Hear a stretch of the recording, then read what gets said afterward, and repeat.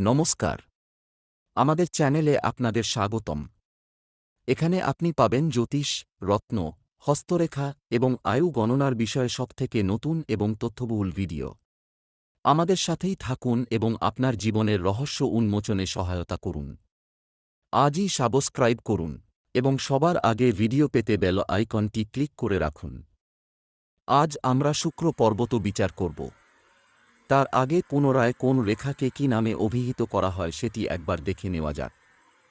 এটিকে আমাদের আজু রেখা বলা হয়। এটি দ্বারা আজু বিচার করা হয়ে থাকে এবং এই রেখাটিকে সাপোর্টিং আজু রেখা বা রক্ষা রেখা বলা হয়। যদি কোনো জাতক বা জাতিকার আয়ু রেখা কম থাকে তবে এই রেখা তাদের বহু প্রকার ফাঁড়া থেকে রক্ষা করে। এই রেখাটিকে ভাগ্য রেখা বলা হয়। মণিবন্ধ রেখায় যদি এমন ত্রিভুজ রেখা কোনো স্থানে থাকে কিন্তু শর্ত সেই রেখা বা ত্রিভুজ খণ্ডিত না হয়।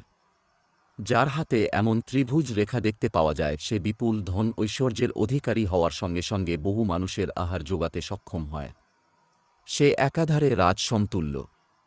এছাড়া আমাদের হাতের এই বৃদ্ধা আঙুলের মূল থেকে এই স্থানটিকে শুক্র পর্বত বা শুক্র স্থান বলা হয়।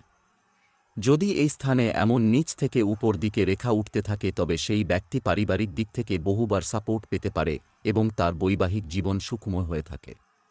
তবে যদি এমন ঊর্ধ্বমুখী রেখা যদি অধিক পরিমাণে থাকে তবে সে পরিবারের বাহ্য সদস্যদের থেকেও বহুবার সাপোর্ট পেয়ে থাকে।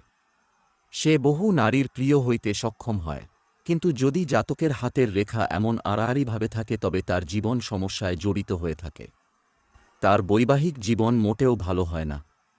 তাদের মধ্যে মাঝে মধ্যেই কলহ হইতে পারে।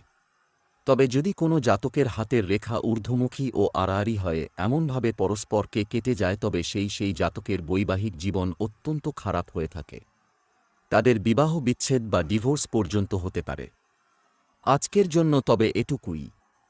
এমন আরও ভিডিও পেতে আমাদের রত্নাঞ্জলি চ্যানেলকে সাবস্ক্রাইব করুন এবং বেল আইকনে ক্লিক করুন সবার আগে নোটিফিকেশন পাওয়ার জন্য।